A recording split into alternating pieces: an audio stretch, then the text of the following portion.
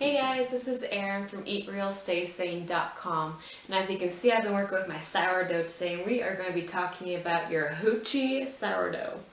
So for the sourdough newbie, sometimes you forget to feed your sourdough, like this one, and you get this nasty black stuff on top.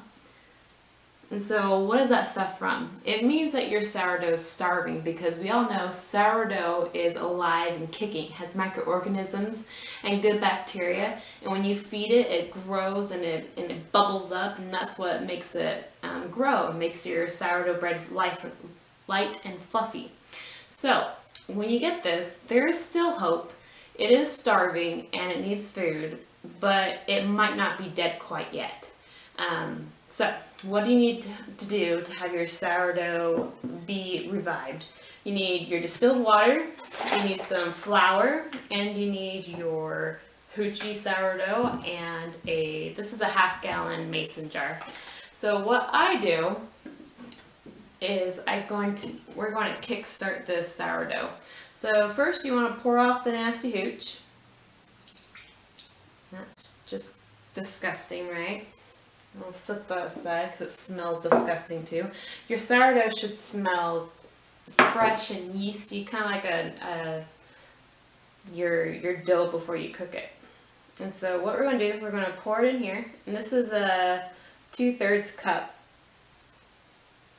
And we're basically just going to revive it. And with reviving it, basically what you're going to be doing is that you're just going to be giving it a bunch of food all together. And the food that sourdough uses is the gluten from your flour that you're going to put in here. And so you really don't need all that much sourdough to revive it, because sourdough grows really quickly. And I personally, when it's that bad, I just throw this old stuff away and I just use this new stuff as my new starter. So now what we're going to do is, now that we put in, that was a little less than the 2/3 cup, and so we're going to give it a bunch of food. And the ratio of the water and flour, they don't really matter when it comes to feeding your sourdough as much as it all depends upon what kind of consistency you want with your sourdough.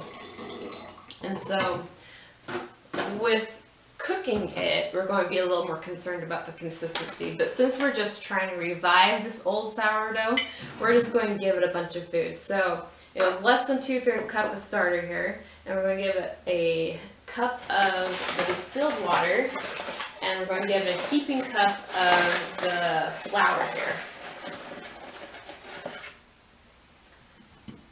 So, as I'm making a mess. And so that's just a bunch of food right there for that little sourdough starter. And if it's still alive, then we will see what it looks like in a couple hours. So, we're going to mix it all up. And I personally like my sourdough starter to look like, kind of like pancake dough, a little bit thicker than pancake dough. That's just my personal preference. If you like yours a little bit thicker, then you can add a little bit more dough or flour to it. If you like it thinner, then a little more water. So you just mix it all up there, all nice and good.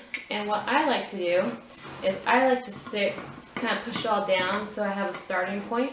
Because if the sourdough is still alive and you're reviving it, then it's going to grow lots and lots and lots in the next 8 hours or so. So what I like to do is I like to put a rubber band around here. So I'll go grab a rubber band, put it on here, and we'll see you in a couple hours.